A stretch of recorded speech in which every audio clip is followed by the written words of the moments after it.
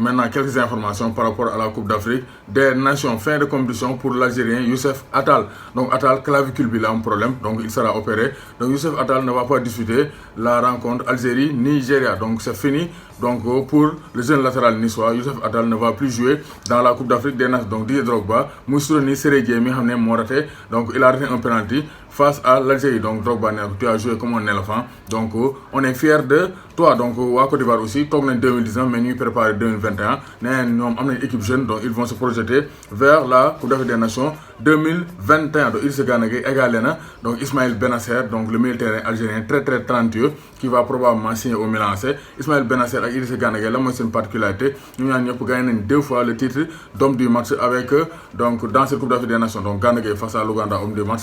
Gana Gueye face au Bénin, homme du match. Donc Ismaël Benasser face au Kenya.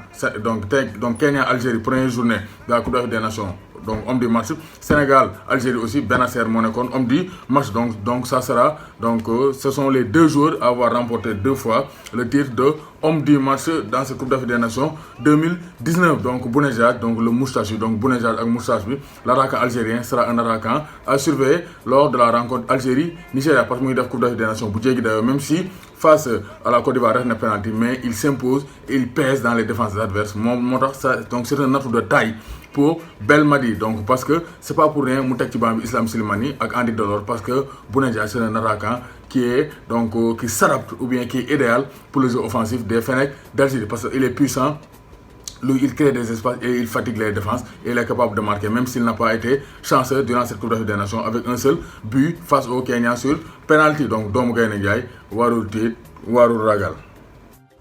Si vous voulez ci maillot simple wala maillot flocage, donc tapez ci numéro WhatsApp là 77 404 96 01. Donc numéro WhatsApp là, vous pouvez contacter ci 77 404 96 01. Après ngeen wax seen commande. Su fekkee Sénégal ngeen ne, donc dañ leen mën a livrer. Su fekkee Europe ngeen ne wala ci diaspora bi, dañ leen ko mën a livrer par GP wala par la poste wala ñu xool benn moyen pour livrer leen ko. Mais en tout cas, tous les moyens de livraison sont disponibles pour jox leen seen maillot 77 404 96 01.